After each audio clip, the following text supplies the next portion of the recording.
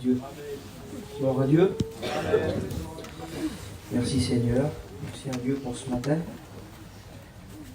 Merci à Dieu pour le troupeau que nous sommes déjà. Ça prouve qu'il y a une soif de Dieu. Vous avez soif de Dieu ce matin?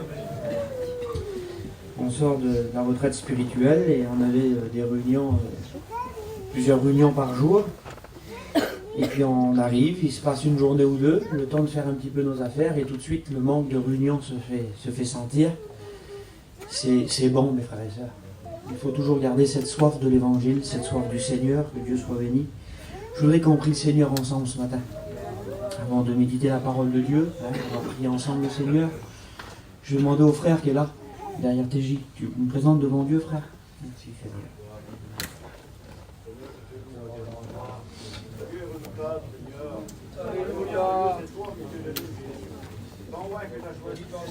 Seigneur, dirige quelque chose ce matin par le moyen du Saint-Esprit. Bénis, Seigneur, ce matin. Toi qui n'es pas injuste pour oublier, Seigneur. Alors tu agis, tu te sers de lui comme un instrument de tes mains, Seigneur. Qu'il soit le canal de bénédiction. Merci, Seigneur. Et toute la gloire te revient, Seigneur. Merci, Jésus. Amen. Gloire à Dieu. Amen. Merci à Dieu pour le démarrage, pour le commencement de nos missions, de nos groupes qui sont là. La tournée d'été 2025, c'est quelque chose de merveilleux. Dieu a préparé des œuvres d'avance pour chacun d'entre nous. Et puis dans le cœur des serviteurs de Dieu, peut-être plus que dans le cœur des chrétiens, il y a cette crainte de bien démarrer. On veut bien démarrer. On veut bien commencer. On veut commencer avec les ingrédients du spirituel. On veut commencer selon Dieu. On veut que notre tournée se passe selon Dieu. On veut être dirigé selon Dieu. On veut que nos bénédictions soient des bénédictions de Dieu. C'est bizarre de dire ça, mais il ne faut pas tout confondre, la bénédiction du bien-être et la bénédiction de Dieu. Nous, on veut que de Dieu. Et puis Dieu a mis un mot sur mon cœur, alors on va voir la parole de Dieu ensemble, mais l'autre jour, comme Alan il a témoigné, il y a quelque chose qui est tombé dans mon cœur, puisqu'il a cité son expérience à lui. Et il a dit, ça allait pas, pendant des années, ça allait pas. Mais il dit, moi, je voyais pas que c'était moi qui allait pas. Il n'avait pas conscience que ça venait de lui. Et puis dans son témoignage, pour ceux qui étaient là, il a dit à un moment donné, il dit, j'ai ouvert la parole de Dieu. Et Dieu m'a parlé. Et j'ai compris que c'était moi. Et quand j'ai compris que ça venait de moi et que j'ai appliqué ce que Dieu m'avait dit, à partir de là, ça a marché.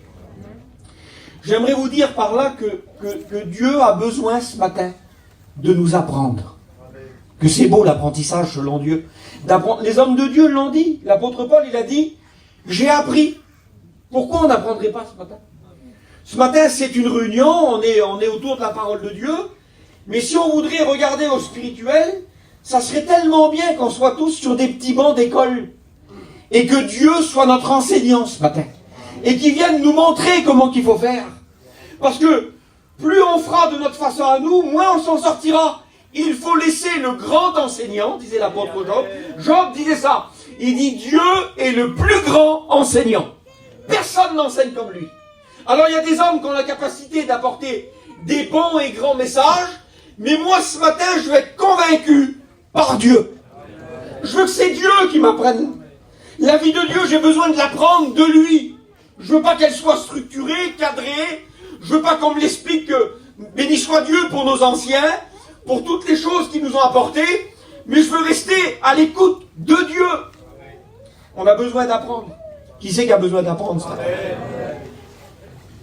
Eh bien, parfois, pour apprendre, il faut désapprendre avant d'apprendre. C'est quoi désapprendre? Eh bien, c'est annuler toute notre façon de faire. Oui, mais moi, je sais faire comme ça. Oui, mais tu comprends pas que tu tournes en rond. Tu comprends pas que ça fait 20 ans que tu viens en mission. Et 20 ans que tu es au point mort. Tu as besoin de désapprendre pour apprendre selon Dieu. Et que Dieu nous aide ce matin à apprendre selon Dieu. Dieu a mis un mot sur mon cœur et je voudrais vous le prêcher de toutes mes forces ce matin. Alléluia. L'apôtre Pierre, il savait faire, quel savoir-faire qu'il avait l'apôtre Pierre. Il a grandi sur le lac de Galilée. Il a vu son père pécher toute sa vie. Il a vu tous les gens du village pécher de la façon qu'on avait appris. On jetait le filet du côté gauche. C'est la façon de faire, il n'y a pas d'autre façon de faire. Toute notre vie, on a fait comme ça, nous. On jette le filet du côté gauche chez nous. On a appris comme ça. Oui, mais donne-moi le résultat de ça. Donne-moi ce que tu ramènes dans tes filets. Donne-moi le nombre de bénédictions que tu as accumulées. Et après, parle-moi de ta façon de faire. Et puis Pierre, il est là, il a jeté le filet du côté gauche. Ça y a même pas venu à l'idée de changer de façon, lui. Il a appris comme ça. Et il y a des gens qui sont bornés dans l'évangile. Vous ne les ferez pas bouger. Ils sont indéstabilisables. Nous, on fait comme ça. Et puis le maître Jésus, il est au bord du lac, que Dieu soit béni. Il l'a vu se débattre, il sait qu'il s'est débattu toute la nuit.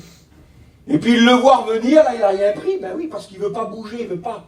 Il est têtu. Il y a des gens qui sont têtus dans l'évangile. Et puis le Seigneur, il le voit revenir, fatigué, épuisé. Et puis il parle avec lui, vous connaissez la discussion, hein? Il dit, Pierre, jette le filet du côté droit. Mais dans sa tête, la Pierre, c'est une bombe qu'il est en train de lui jeter là. Parce qu'il dit, comment? Il arrive, il veut m'apprendre ce que j'ai fait toute ma vie. Ce que mon père, il m'a appris.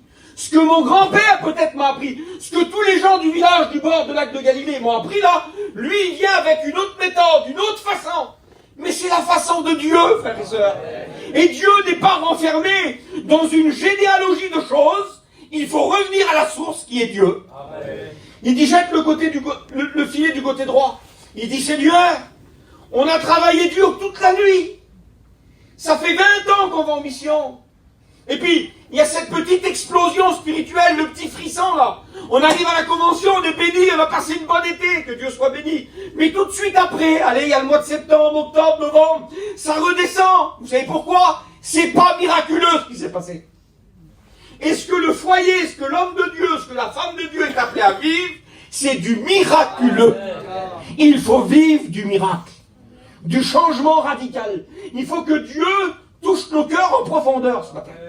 Et pour vivre ces choses-là, eh bien, il faut faire comme Alan, il a dit, j'ai ouvert la Bible. Et excusez-moi, mais certainement qu'Alan, il y a plein de pasteurs qui ont donné des conseils. Peut-être qu'il a essayé de les mettre en pratique. Mais quand c'est le Saint-Esprit et la parole de Dieu qui te dit de faire les choses, comment tu es convaincu? Comment c'est solide? Qui c'est qui veut du solide cet été? Écoutez, vous allez peut-être perdre. Vous allez peut-être perdre en bien-être. Vous allez peut-être perdre en plein de choses. Mais qu'est-ce que vous allez gagner en Dieu? Quand il s'est soumis à la volonté de Dieu, l'apôtre Pierre, il dit, c'est bon, j'y retourne. Il l'a jeté du côté droit et à la façon de Dieu, il a ramené la pêche miraculeuse. On est là pour vivre un miracle. Amen. Qui c'est qui a besoin d'un miracle? Moi, j'ai besoin d'un miracle de mon cœur. Je ne veux pas m'exclure de la prédication ce matin. Moi, je suis là, et puis je vois des hommes, des femmes assis. Il y a des femmes au fond avec leur foulard. Il y a des hommes devant avec leur Bible. Mais Dieu ne voit pas ça. Dieu voit les cœurs ce matin. C'est une réunion, elle a deux portées. Elle a la portée matérielle, ce que le pasteur y voit. Mais n'oubliez pas que dans toutes nos rencontres, il y aura le grand pasteur qui s'appelle Jésus, et qui lui ne verra pas la Bible ou le foulard derrière lequel tu te caches peut-être. Lui, il verra l'état de ton cœur. Amen. Il verra l'état de ton foyer. Il verra ce qui se passe derrière le rideau.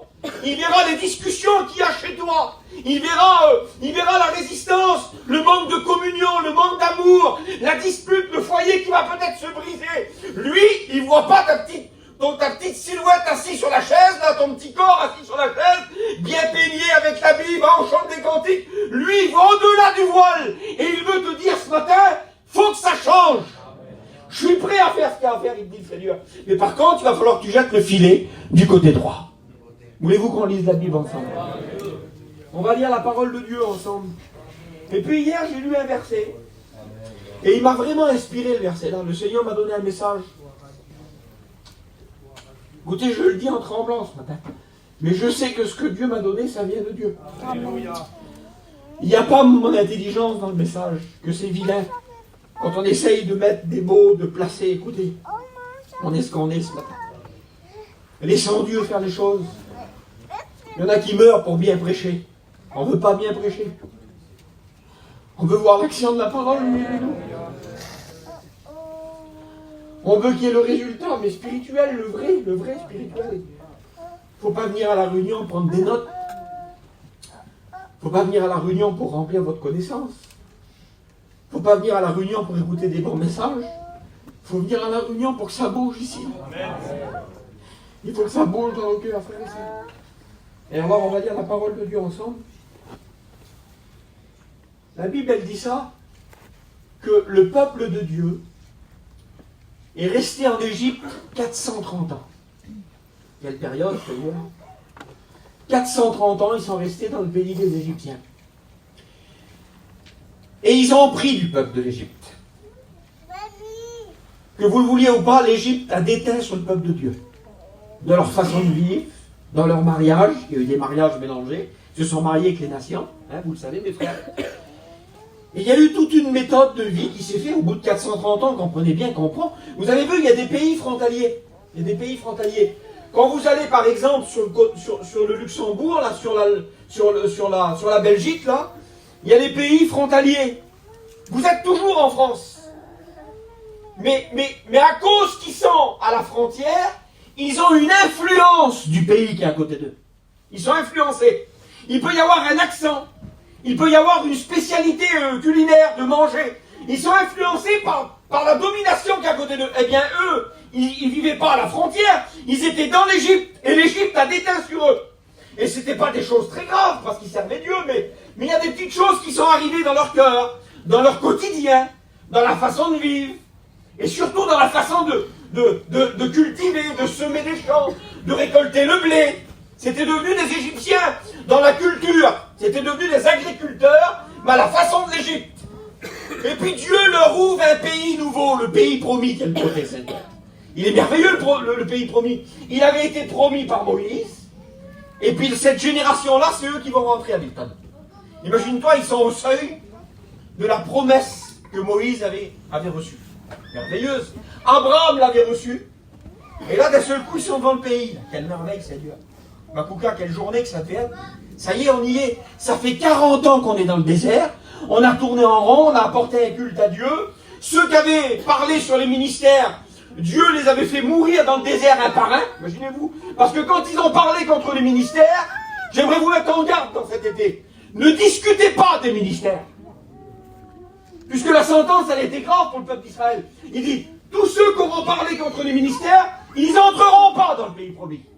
Leur génération, elle mourira dans le désert, mais c'est une génération qui va venir après eux, qui entreront dans le pays promis. Et là, c'est la génération, elle est au seuil du pays promis. C'est merveilleux. Mais par contre, pour rentrer dans le pays promis, il faut y rentrer avec les conditions que Dieu donne. On n'y rentrera pas, écoutez-moi, je ne parle pas du ciel ce matin, je parle de la mission, je parle de l'œuvre. C'est le mot pays que je vais citer dans le livre du Deutéronome. Mais changez-le en mot mission. Vous êtes rentrés dans une œuvre de Dieu. Vous n'êtes pas partis avec vos campings pour faire des régions. Vous êtes rentrés dans une œuvre de Dieu. Quand vous partez en mission, vous partez dans une œuvre de Dieu. Dans une église mobile, où Dieu va agir, où le Saint-Esprit va parler. Vous allez vivre des nouvelles naissances, des délivrances. Il va y avoir des appels au ministère. Il va y avoir des vies qui vont changer, transformer. C'est une œuvre de Dieu. Et eux, ils sont là, ça fait 40 ans qu'ils sont dans le désert, et Dieu, il dit, ça y est, c'est bon, vous allez entrer dans ce que je vous ai promis. Il y en a peut-être que ça fait 6 mois, 1 an, 2 ans pour certains qui ont eu des problèmes, qu'ils n'attendaient plus d'aller en mission, là, ça y est. Mais ça y est, la place, elle est rouverte. On est sous le chapiteau ce matin, réjouissez-vous. On est sous le chapiteau ce matin. Si on est là, c'est parce qu'on peut partir et qu'on n'a plus de problème qui nous attaquent. On est rentré dans une œuvre. Il devrait y avoir beaucoup d'allégresse ce matin. Mais cette œuvre-là, elle marche aux conditions de Dieu. Elle ne marche pas aux conditions des hommes. Si l'humanité est trop dans cette œuvre-là, Dieu ne donnera pas sa gloire à un autre. Vous pourrez multiplier les jeunes, on pourra multiplier les jeunes. Je parle à mes frères qui travaillent avec moi, à Marvin, à TJ. On pourra multiplier les jeunes. On pourra se mettre à genoux jour et nuit. Si notre moi est trop en avant, il ne se passera rien. Amen. Il faut diminuer. Il faut s'effacer pour que lui prenne toute sa place. Amen. Il dit, vous allez entrer. Allez, d'accord, Seigneur, on est aux portes. Allez, la mission commence. Quelle beauté, mes frères. La mission commence. Et Dieu commence à parler au peuple. Ils ne sont pas encore rentrés. Hein. Écoutez ce qu'il dit. Deutéronome chapitre 11 et verset 10. Le pays dont tu vas entrer en possession n'est pas comme l'Égypte. Ça veut dire quoi le verset là? Je l'ai lu toute la nuit, je l'ai lu. Là où tu rentres, c'est pas comme l'Égypte. On ne travaille pas à la manière du monde. On n'inclut pas dans l'œuvre de Dieu les choses du monde. On n'est pas là pour faire de la détente. Vous savez ce qu'il est en train de faire, le Seigneur, avec le peuple d'Israël? Pourtant, c'était un peuple qui servait Dieu, mes frères. Un peuple qui vivait autour du tabernacle. Eh bien, écoutez, il dit, écoutez, vous allez rentrer dans un pays nouveau que je vous ai promis, mais avant de vous y faire rentrer, j'ai besoin de vous secouer. Pour que de vos cœurs, pour que de vos vêtements, pour que de vos pensées, tombe tout ce qui a tombé de l'Égypte. Il faut vous débarrasser de tout, parce qu'à partir d'aujourd'hui, c'est une œuvre nouvelle qui va commencer, une œuvre de l'Esprit. Et il prend le peuple et il le secoue. Et puis il lui parle tout le long du Deutéronome 11, là. Il dit, c'est pas comme l'Égypte. Il nous suffit de changer de pays, frères et sœurs. Et vous êtes plus sur la même loi, sur la même réglementation, c'est fini. Vous partez d'ici, vous allez en Angleterre, eh bien vous ne pourrez pas conduire votre auto comme ici. Il faudra rouler à gauche au lieu de rouler à droite. Il faudra prendre les ronds-points à gauche. Mais qu'est-ce qu'il y a eu? Pourtant je suis toujours dans mon auto. Oui, mais la législation a changé. La loi a changé. Eh bien tu es sur le terrain de Dieu, la loi change. Amen. Tes décisions changent, ton comportement doit changer. Il faut le comportement divin. Il faut l'œuvre de Dieu dans nos cœurs. Il dit voilà, le pays que vous allez entrer en possession n'est pas comme l'Égypte. Oui, mais ça fait 430 ans qu'on y est, nous. Eh bien, que ça se fasse 430 ans que tu agisses comme ça, ou 2000 ans que tu agisses comme ça, si tu veux rentrer avec ton foyer dans la bénédiction de Dieu pour toi, il va falloir que tu comprennes que c'est pas comme l'Égypte. Mais qu'est-ce qu'il y a là? Explique-moi, qu'est-ce qu'il y a de différent? Alors écoutez, j'ai médité la parole de Dieu, mais j'ai pris soin aussi d'appeler des anciens. Et puis regardez ce qu'il dit.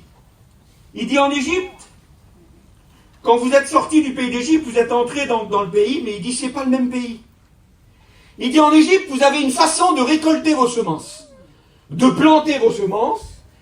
Vous avez une façon de faire agricole qui n'est pas la même que dans mon terrain à moi. Mais comment, Seigneur, c'est un détail. Le peuple, il aurait pu dire c'est un détail. Du moment que ça pousse. Mais c'est pas ça qui intéresse Dieu. C'est pas la récolte qui compte. C'est comment que ça pousse. Comment que c'est arrosé. Comment que c'est produit le résultat. C'est pas les cris que Dieu va chercher cet été. C'est ce qu'il va y avoir dans les cœurs. Ils auraient pu dire, Seigneur, ça fait 430 ans qu'on mange, on boit, on sait faire. On sait la planter, la semence, on sait la voir pousser, on sait la récolter. Laisse-nous au moins planter et récolter comme on faisait en Égypte. Eh bien le Seigneur, il dit non. Je veux pas, moi. Et vous ne serez pas les décideurs dans cette année. Ceux qui iront à l'encontre de la décision de Dieu ne verront rien d'autre que du fruit qui n'est pas spirituel. Vous aurez passé une bonne été, une bonne ambiance, mais ce qu'on cherche, c'est du fruit spirituel. Alors écoutez, le texte, il est merveilleux. Car le pays dont tu vas entrer en possession n'est pas comme le pays d'Égypte, d'où vous êtes sortis, où vous jetez dans les champs votre semence, et vous les arrosez avec vos pieds. D'ailleurs, j'ai regardé le verset, là. Et comment on peut arroser une semence avec notre pied? C'est particulier quand même. Il dit, vous arrosez vos semences avec votre pied, et vous semez comme un jardin potager. Et j'ai regardé le verset, Bakouka. Le Seigneur, ça veut dire quoi ça? Arroser avec son pied. Ben, la méthode des Égyptiens, c'était celle-ci. Déjà, on plantait les choses comme un jardin potager. On faisait un carré. Carré. On fait que de le dire dans nos réunions. Qu'on n'en veut pas du carré. Et il dit, Dieu, à partir de maintenant, sur ma terre à moi, dans mon œuvre à moi, c'est plus carré. Que Dieu nous aide de ne pas être ces hommes carrés, mais ces hommes de l'esprit. Ces hommes qui savent pousser une réunion, saisir les moments de Dieu. Que c'est vilain quand c'est carré, mes frères. Que c'est vilain quand c'est religieux, pardonnez-moi du mot. Il dit, sur ma terre à moi, dans mon œuvre à moi, sous mon chapiteau à moi, dans la mission 2025, il dit, eh bien vous ne planterez pas au carré. Comment qu'on va faire? Écoutez, il y a toute l'explication, elle est merveilleuse. Et il dit, vous arroserez pas avec vos pieds. J'ai regardé, c'était quoi la méthode? Eh bien écoutez, ils plantaient leurs petites semences au carré, le Nil il passait là-bas, là, le fleuve de l'Égypte il passait là-bas, et il y a des hommes qui faisaient des ruisseaux, qui passaient le long des champs. Écoutez, hein. Et vous savez ce qu'ils faisaient les Égyptiens, eux? Avec le talon de leurs pieds, là, ils faisaient des sillons qui emmenaient l'eau sur leurs semences. Il n'y a rien de grave, Seigneur. C'est vraiment un détail, oui, mais on connaît le Dieu du détail, nous. Et s'il nous dit de faire autrement, il faudra faire autrement, c'était. Il dit, voilà, il dit, le fleuve, il passait comme ça, il y avait un ruisseau, et il dit, du ruisseau, là, avec le pied, avec le talon du pied, on faisait une rigole qui dirigeait l'eau. Et le Seigneur, il parle à mon cœur, il disait, il y en a trop qui dirigent la parole, qui dirigent l'onction. Il y en a en ce moment, pendant que je vous parle, là. Ils sont en train de dire, le message, c'est pour un tel. Ils sont là avec le talon de leurs pieds, et ils dirigent la parole de Dieu où ils veulent. Ils font tourner le message où ils veulent. C'était la façon des Égyptiens. Tiens, aujourd'hui, j'arrose le blé. Tiens, demain, j'arroserai la vigne. Et ils étaient décideurs de la volonté de Dieu. Ils étaient décideurs du chemin que l'eau allait prendre. Je l'ai vu un petit peu. Eh bien, il dit, sur ma terre à moi, dans ma mission à moi, ça ne marchera plus. C'est pas possible, c'est Dieu, oui. Et j'ai regardé le mot pied. Alors, pardonnez-moi, comprenez-le au plus propre possible. Parce que je ne veux pas manquer de respect aux anciens et aux femmes qui sont là. Mais le mot pied, j'ai dit, Seigneur, pourquoi tu parles du pied, du pied, du pied? Tu dirigeras pas, tu planteras pas, tu n'arroseras pas avec ton pied. En voulant dire par là, ça sera moi qui dirigera, c'est moi qui dira où la parole doit aller, où l'onction doit aller dans cet été.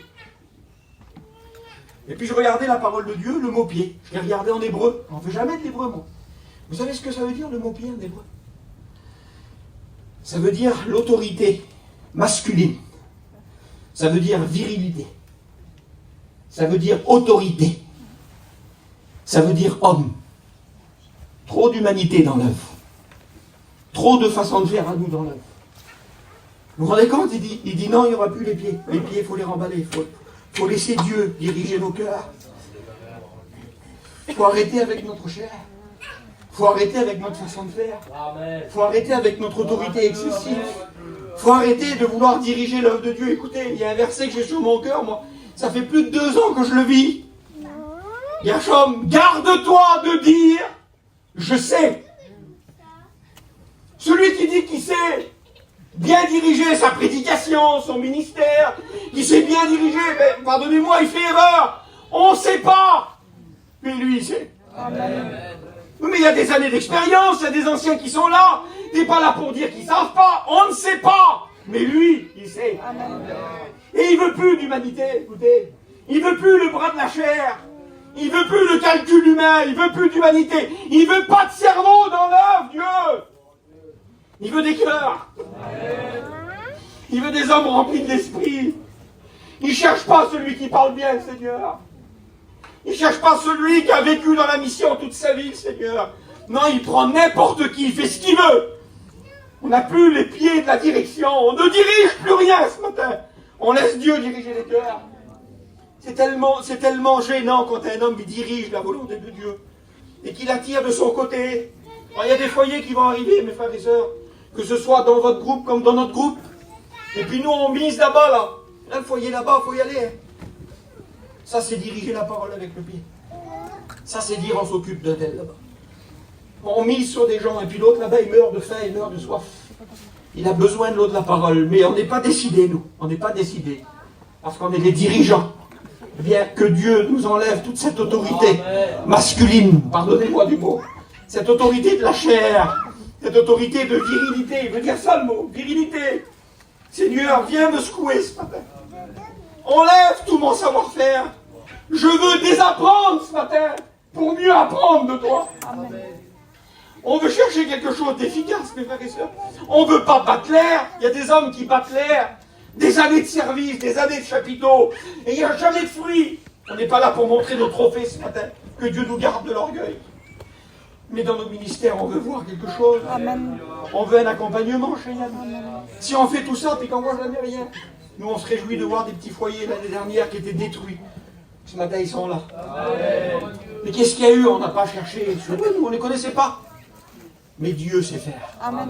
Écoutez ce qu'il dit. Il dit en Égypte, vous arrosez avec vos pieds comme un jardin potager. Soyons pas carrés. Ne dirigeons pas l'œuvre de Dieu. Il dit le pays que vous allez posséder maintenant, parce que Dieu nous donnera toujours la vérité. Il nous dira toujours la vérité. Il dit c'est un pays de montagne. Ah Seigneur, c'est pas attirant. Mais c'est aussi un pays de vallée. Il nous dit toute la vérité, Seigneur. Vous croyez que ça va être facile comme ça toute l'été? Non mais dites la vérité. Vous croyez qu'il n'y a pas des moments où il va falloir essayer de gravir la montagne?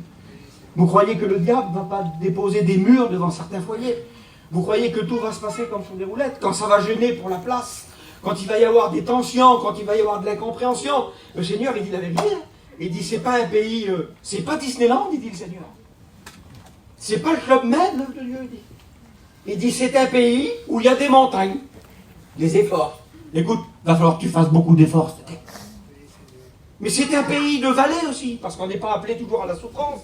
Il y a aussi des moments de joie. Écoutez, vous y croyez au moment dans cet été où quand il va y avoir le culte béni de l'onction, là, que les inconvertis vont se convertir dans leur camping. Vous y croyez quand même à ça? Eh bien ça, c'est la vallée, mes frères et sœurs. Mais il y a des moments où il va falloir être ici pour combattre, pour jeûner, pour prier. Il y a des moments où on ne ressentira rien, mais on sera à notre place. On sera dans la volonté de Dieu quand on va combattre. Il dit, il y a des montagnes, il y a des vallées. C'est moins attirant, Seigneur. Je préférais quand je dirigeais l'eau avec mon pied, moi. J'aurais pu dire ça. Maintenant, il dit, écoute le pays que c'est. C'est un pays de montagnes et de vallées. Mais c'est un pays qui boit l'eau du ciel. Qui c'est qui voudrait boire l'eau du ciel? C'est un pays qui n'est pas trafiqué, il n'est pas préparé. Il n'y a pas de calcul dans le pays de Dieu. Il n'y a pas de stratégie, il n'y a pas de méthode, il n'y a pas de mathématiques, il n'y a pas de finance. Il n'y a pas la beauté du matériel dans l'œuvre de Dieu. Il n'y a pas le chapiteau blanc, le chapiteau à rayures dans l'œuvre de Dieu. Le principal pour Dieu, c'est d'arroser son peuple. D'une pluie qui vient du ciel.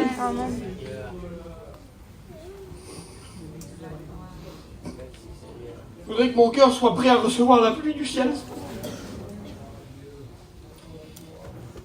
Que Dieu soit béni pour la parole de Dieu.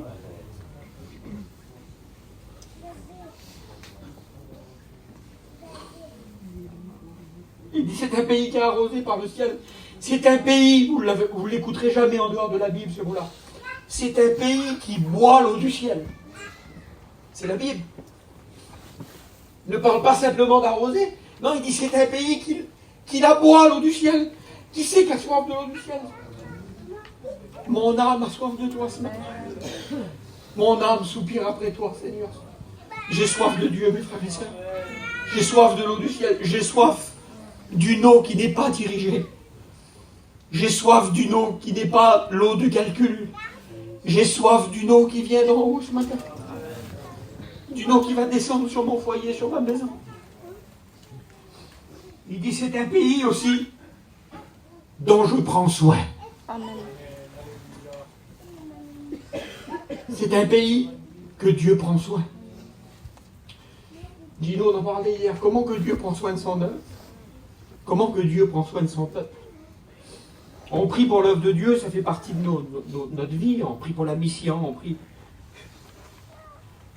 Ça a qui la mission, ça a qui l'œuvre de Dieu? C'est qui est mort pour l'œuvre de Dieu? Dis-toi la vérité. Qui c'est qui a payé le prix? Quel serviteur, quel ancien qui a donné son fils? Allez, c'est qui? On prie, c'est normal, on a du souci pour l'œuvre de Dieu. La continuité, la suite. J'aimerais vous dire que l'œuvre de Dieu est à Dieu. Et si quelqu'un en prend soin, c'est bien lui. Les hommes sont maladroits, mais Dieu reste adroit. Et il gardera son œuvre jusqu'à la fin. C'est un pays dont je prends soin et sur lequel j'ai continuellement mes yeux.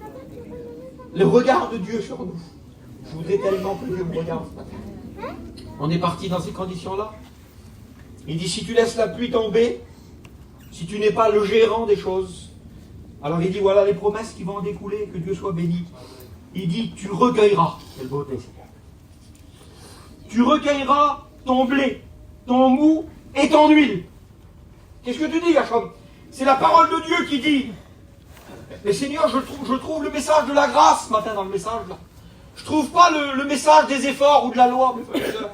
Puisque si je relis le verset, il dit, tu vas rentrer sur une terre qui est bénie, tu vas plus diriger les choses avec ton pied comme un homme il fait, tu vas laisser la pluie arroser, il y aura des jours difficiles, des jours plus faciles, mais par contre, moi je te promets d'arroser, ça va pousser, et quand tout va pousser, tu auras juste à recueillir.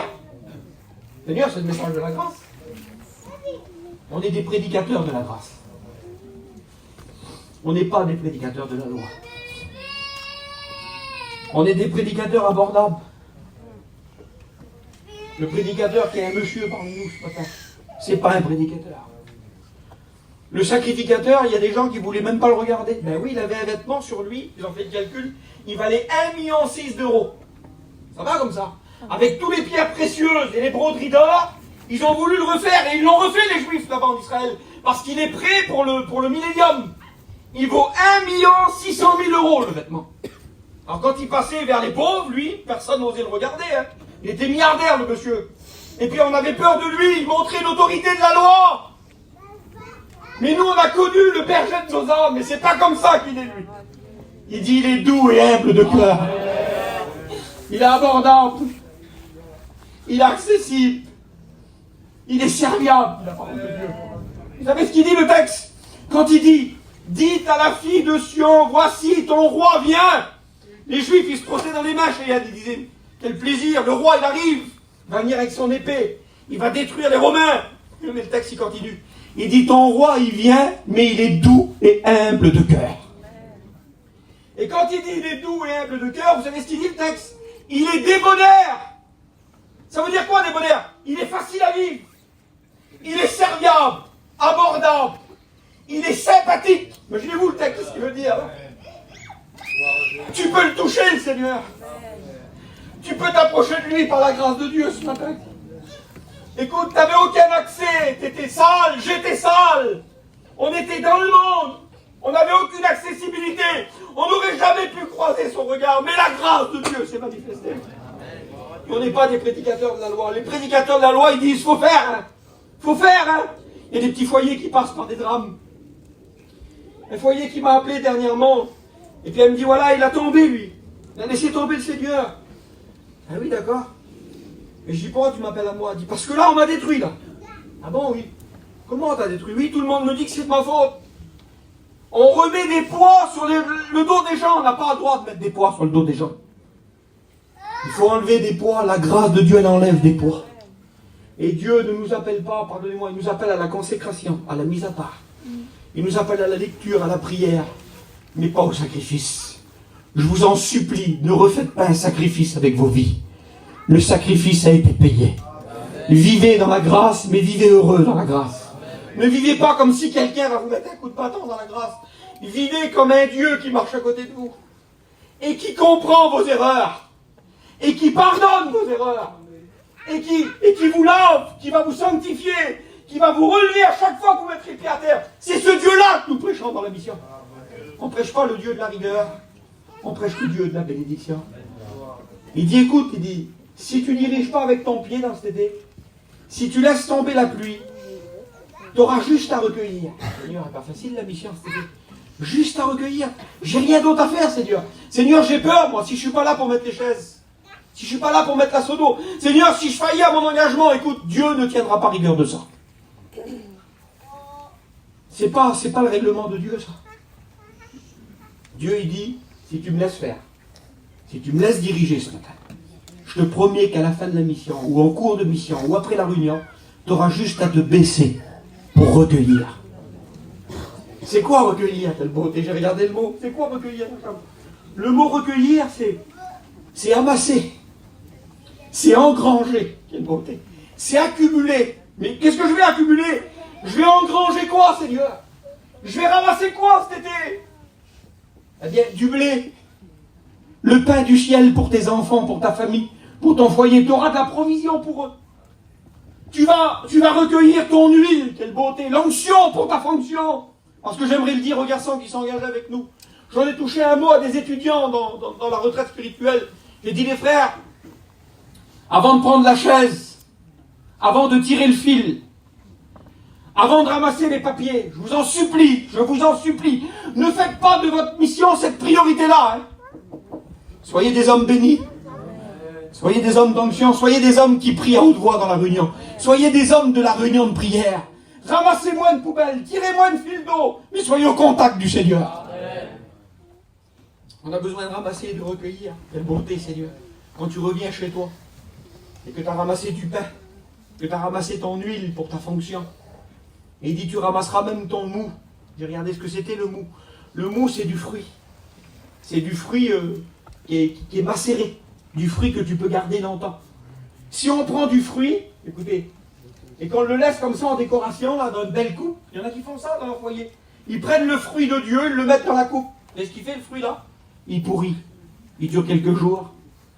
Si ce que tu vas gagner dans cet été, tu veux le mettre en décoration, écoute, ça ne durera pas.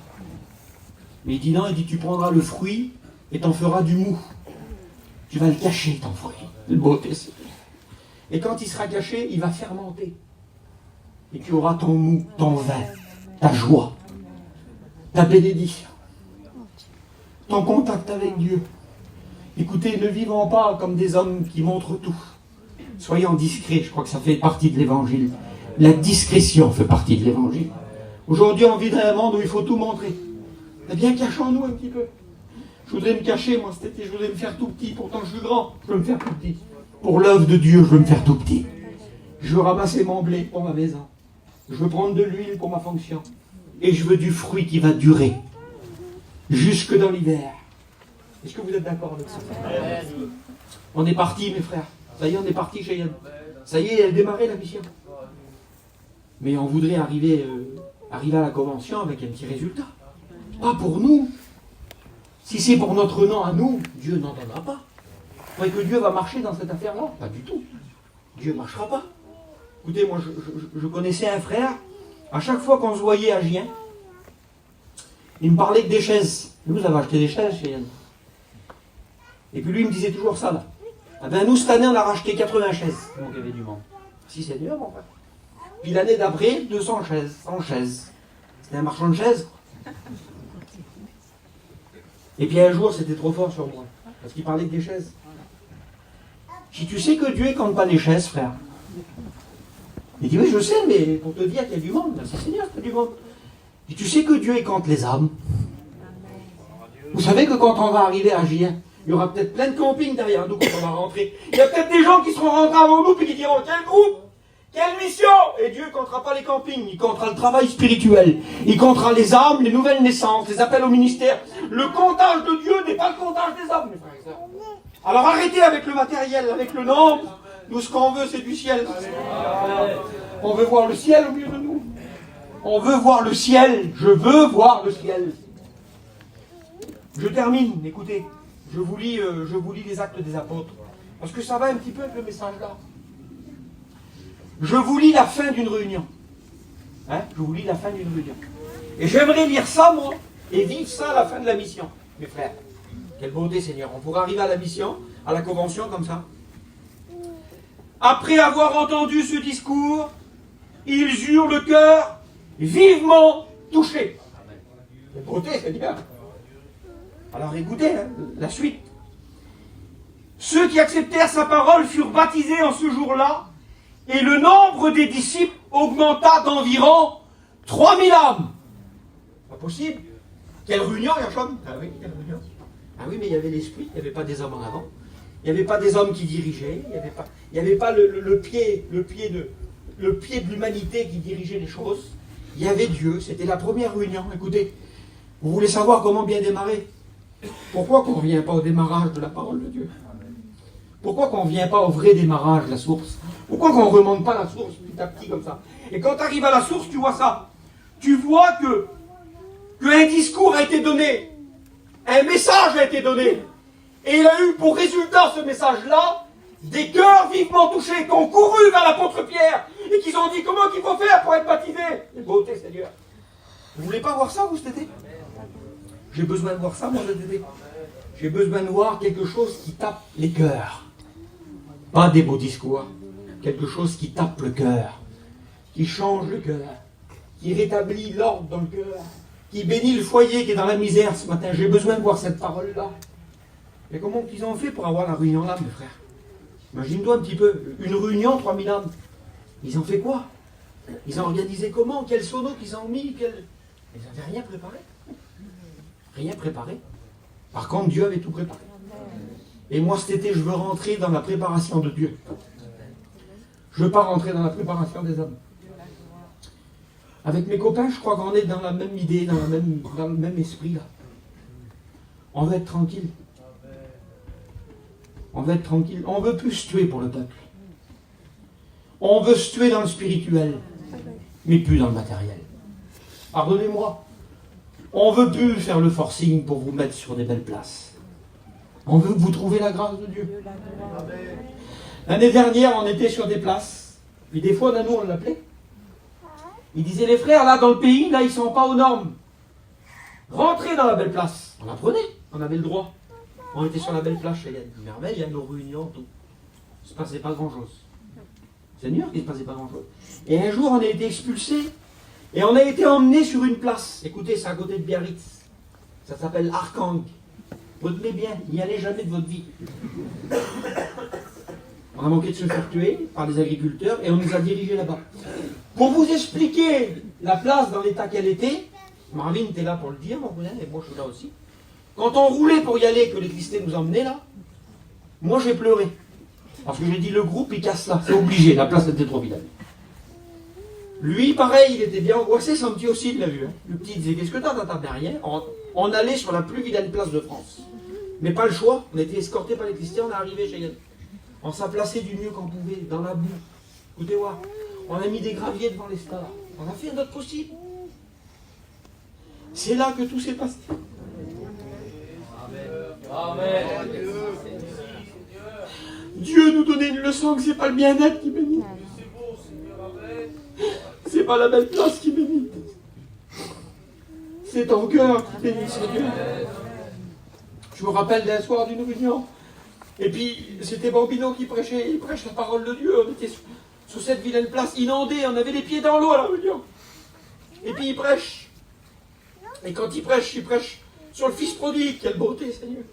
Et quand il prêche sur le fils prodigue, il y a un garçon de Tarbes, c'est un grand comme ça. Il se lève, lui demande pardon à Dieu, mais d'une force.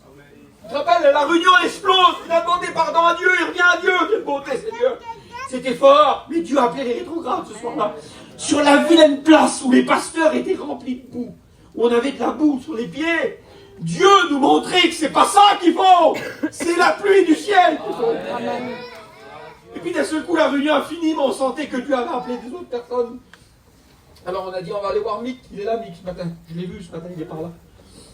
Et puis d'un seul coup, on va vers Mick. Un garçon un peu réservé, on ne connaissait pas trop, nous. Et puis il était couché, Mick.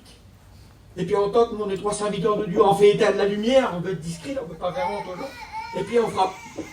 Il est là, oui, il est là. Ben descends 2 minutes, il descend. C'était pour toi, Mick? Oui, c'était pour moi. Tu veux faire quoi? Écoutez, pas plus fort que ça. Pardon, Seigneur.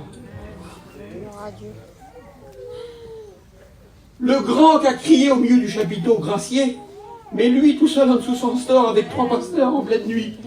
Pareil, Gracier. Vous voulez qu'on cherche quoi, mes frères et sœurs? On va chercher quoi? Le bien-être, les vacances, c'est pas le club med. On veut l'eau du ciel. Gloire à Dieu. Il y a Ézéchiel qui est là avec son foyer, que Dieu soit béni. Ézéchiel, ils sont arrivés, c'était brisé. Il partait, il accrochait, on a été, on a couru après le camping, il reste encore une journée. Une journée, reste encore avec nous, une journée. Dans cette journée-là, il est venu la journée pour Dieu. Le message de Dieu a touché son cœur. Il est revenu à Dieu le jour-là. Il revient chez lui, on arrive, nous, on fait comme la parole de Dieu. Il dit quand il a perdu une brebis, il laisse 99. Il va chercher celle qui est perdue, il la met sur ses épaules. Quelle beauté. Et puis on a pris Ézéchiel sur nos épaules. On est sorti du chapiteau chez Yann. Sa femme, elle n'était pas là, réunion. On l'a mis sur nos épaules. Et puis on est arrivé vers elle comme ça. On avait un trophée de bénédiction. On a dit voilà, champagne, on arrive, ton mari est revenu à Dieu. Mais elle, dans le camping, a prié pour ça. Eh ben, elle dit moi aussi, je reviens à Dieu. On était encore dans la boue, mes frères. On n'était pas sur des belles places. Écoutez, cherchons la tranquillité de l'œuvre. Cherchons pas le bien-être. Cherchons l'eau du ciel. Qui c'est qui veut l'eau du ciel ce matin? Quel était l'ingrédient, Pierre? T'as prêché quoi, Pierre? Pour que 3000 personnes ont le cœur transpercé. Le texte littéral, il dit, ils ont eu le cœur scié en deux. Pas possible, comment t'as fait pour ton premier message en public? Pourtant, attendez, hein, parce qu'il y en a qui disent, faut que c'est un tel qui prêche le soir-là. Il va y avoir plus de monde, parce qu'on place les choses, on fait avec notre pied à nous, on dirige les choses. Non, mettez un étudiant pour les grandes réunions. Il aura le mot de Dieu comme le grand pasteur. Pierre, t'as prêché quoi? Écoutez, si on est là, nous, c'est pas Pierre qu'on fait prêcher. Hein. C'est pas Pierre qu'on fait prêcher. Si la volonté de Dieu était dirigée par les hommes à cette époque-là, c'est pas Pierre qu'on met sur l'estrade. Pourquoi? Il avait renié le Seigneur. Il avait juré sur tout ce qu'il avait qu'il ne le connaissait pas. On aurait fait quoi, nous? Pour le témoignage, Pierre, reste assis encore un petit peu. Ah oui, mais Dieu dit non, moi quand je rétablis, je rétablis. Quand je redonne, je redonne. Écoutez, faites ce que vous voulez. Si vous voulez diriger avec vos pieds, faites-le. Mais si vous me laissez diriger, ça ne sera pas toujours le meilleur qui sera derrière l'estrade. Mais ça sera l'homme que j'ai choisi. Et Pierre, il arrive. Comment il a dû se sentir, mes frères? Il y avait l'apôtre Jean, l'apôtre de l'amour. On aurait dû mettre l'amour en avant. On aurait dû mettre les hommes de connaissance. On aurait dû faire prêcher Matthieu. Il sait mieux, Matthieu, lui. Non, c'est Pierre. Celui qui a renié. Celui qui, pendant sa marche avec Dieu, il se permettait de sortir l'épée et couper l'oreille des soldats, le plus détruit de tous. Eh bien, Dieu dit, moi, c'est lui que je veux qu'il prêche. Et il prêche. T'as fait quoi, Pierre? Une étude? T'as parlé de quoi? Du retour du Seigneur, de l'Apocalypse, du grec, de l'hébreu, parce que c'est ce qu'on cherche dans nos réunions aujourd'hui. On vient à la réunion avec des encyclopédies, bientôt des ordinateurs. Michel, il a refait le cours cette année du témoin et de l'onction. Et il le dit fort aux étudiants. Dieu ne oint pas les appareils. Il oint les cœurs. Il oint les hommes à genoux avec la Bible et la concordance. C'est tout. La Bible et la concordance. Arrêtez avec la connaissance. Et Pierre, il a prêché. Vous savez ce qu'il a prêché, Pierre? Homme, frère. 3 minutes 15, il dure le message. Pour quelqu'un qui lit bien. Homme, frère. Jésus, vous l'avez tué. Il est mort. Mais que Dieu soit béni, il est ressuscité. Puis il s'assit, Pierre. Et là, la pluie, elle prend le relais. Le Saint-Esprit commence à distribuer la semence dans les cœurs. Et il y a 3000 personnes qui ont le cœur scié. Les premiers gagnés au Seigneur. C'est pas beau, mes frères? Revenons à cette source-là. Mais Pierre, il y avait quoi? Explique-nous quelque chose qu'on n'a pas dans nos réunions. Donne-nous l'ingrédient. Ben écoute, moi je suis témoin, j'y étais à la Pentecôte. Tu pourrais nous dire, Pierre. J'y étais, on était tous ensemble, dans le même lieu. Il faut être tous ensemble cet été, mes frères. Il faut chasser au nom de Jésus la division. Même si tu n'as pas la même idée que l'un ou l'autre, divise-toi pas. Soumets-toi à la volonté de Dieu. C'est l'autre qui a eu l'idée là-bas. Ah, ça me met pas trop en avant, ça. Ça me gêne un peu que c'est l'autre qui a eu l'idée. Tu n'as pu penser avant, moi. Les gens t'auraient dit que c'est moi. Il va travailler avec toi, le Seigneur, tout de suite. Et des fois, l'idée, elle vient. Bon, ça m'est arrivé sur eux, et eux, ça leur est arrivé sur moi. L'idée, elle vient de TJ. Dieu que j'ai pas envie. Il me propose quelque chose que j'ai pas envie. J'ai pas envie, TJ, combien de fois que je l'ai dit. J'avais pas envie de le faire. Mais il faut bien que je respecte son ministère à lui. Si Dieu, ce jour-là, il n'a pas décidé de passer par moi, si moi je ne suis pas décidé, si Dieu a décidé de passer par lui, mon rôle à moi, c'est de me soumettre à son idée. Et puis on se soumet. Et puis ça marche. Et combien de fois que j'ai dû mettre du poids sur vos épaules, mes frères? On va faire ça et ça. Pas envie. On le fait. Respectons-nous les uns les autres. C'est pas à nous, là. C'est à Dieu. Voulez-vous qu'on prie le Seigneur? Que Dieu soit béni pour la parole de Dieu ce matin. Que Dieu enlève. Que Dieu enlève, je voudrais bien le dire pour pas être maladroit, toute structure d'homme, tout bras de la chair, on n'en veut pas. Tout calcul humain, toute stratégie. Dieu ne travaille pas dans la stratégie. Il travaille dans le spontané, Seigneur. Que Dieu nous aide à être des hommes qui ne dirigent pas la parole avec nos pieds. Et qu'on dise lui là-bas, et pas l'autre. Écoutez, priez pas 2 minutes, je vous explique une expérience. Regardez une seconde, je vous explique une dernière expérience. Mais je suis obligé de vous la dire. On était 200 campings, TJ. On était à Lyon. Plus de place sur le terrain, au bord du petit lac. Plus de place pour mettre une auto. Dieu m'est témoin que c'est vrai ce que je dis. Plus de place pour mettre une auto. Les gens qui nous appelaient, on disait viens voir. Ils venaient pour un camping, ils regardaient la place. Pas de place pour un camping. C'est particulier. Et là, il y a 200 voitures. C'était compliqué, Seigneur. Alors écoutez, il y avait les 200 campings. Le maire, il démissionnait, il était avec une caméra sur la place d'Ivoire avec les journalistes qui filmaient la mission. On avait un petit enfant de 3 ans qui était à l'hôpital, qui faisait de la chimio. On avait 2 familles sur le terrain qui étaient en guerre et ça pouvait exploser à tout moment. Et les 200 campings, c'était lourd. Dieu que c'était lourd. Et il vient du monde, ils arrivent à se placer eux. Ils se placent, des gens qu'on ne connaît pas du tout, des gens du Nord. Et je vois que dans les convois qui font rentrer comme ça, ils font rentrer un petit camping cuisine. Donc le petit camping cuisine. Mais le petit camping cuisine, là, c'est un ouvrier qu'ils ont. Pardonnez-moi du mot, c'est un petit commis. C'est leur commis. C'est des gens très bien, ils ont un ouvrier, c'est un commis. Et puis ils placent les campings, là, ils placent tout le monde, voilà. Et moi, tellement que c'était lourd pour moi, la situation que je vous cite là, le petit qui était malade, les 200 campings, les familles qui pouvaient se tuer à tous les minutes, c'était trop lourd. Alors j'avais trouvé une méthode. J'attendais que toute la mission adore. C'est compliqué, hein. J'attendais que tout le monde soit couché, tellement qu'il y avait du bruit sur la place, c'était agité. Et quand tout le monde était couché, je sortais en dessous mon store, toutes les lumières éteintes, et je priais le Seigneur pour la mission. Seigneur, garde-nous. Seigneur, bénis le petit à l'hôpital. Seigneur, bénis tous ces campings qui sont là. Protège-nous, bénis le maire, Seigneur. Bénis les familles qui s'en veulent sur le terrain. Vous voyez la complication. Et puis, pendant 2-3 soirs, moi, ma prière, c'était celle-ci. Seigneur, bénis la mission. Je voulais être tranquille, moi. Parfois, on veut être tranquille. Et puis un soir, je me mets à prier le Seigneur pour la tranquillité de mon cœur. Et vous savez ce qu'il me fait voir, le Seigneur? Il me fait voir le petit commis. Je vois le visage du petit commis. Et je comprends que la mission, c'est pour lui. Pourtant, le moindre des moindres, comprenez bien, je ne l'avais même pas calculé, moi. Mais le Seigneur, il me dit, c'est pour lui, la mission. Quelle leçon que je reçois. Je voulais ma tranquillité, Dieu voulait sauver les âmes. D'un seul coup, le matin, je me réveille. Je prends un petit Nouveau Testament et je vais vers le petit commis. Je toque, toute ma vie je m'en rappellerai, il était âgé. Je toque. Zinda, il ouvre, il dit oui, tu veux voir mon patron? Non, je dis, je suis venu te voir à toi. Et je suis venu te donner un petit message, un petit mot, voilà. Je dis, tiens, voilà une petite Bible si tu veux la lire. Et puis je dis, je veux te dire que le chapiteau, toi qui es monté là, c'est pour toi aussi. Tu peux venir à la réunion. Ah bon, il dit. Ah oui. Je dis, c'est pour toi qu'on est là. D'accord. Et puis à partir de là, il y avait mon oncle avec moi, Georges. À partir de là, on voyait le petit ouvrier là. Écoutez, il rentrait pas en dessous du chapiteau, mais le soir, il se mettait une petite chemise. Il se faisait propre. Il avait le petit Nouveau Testament et il venait écouter la parole de Dieu. Et puis la mission, elle dure une quinzaine de jours. Tout le monde se sépare, allez, ils s'en vont à droite, à gauche. On arrive sur l'aire de passage de Besançon. On est à Besançon, comme ça là. Je vois les convois arriver. Je reconnais l'homme tout de suite, moi. Mais je vois plus le petit camping. Ah, je n'ai plus avec eux, le petit ouvrier.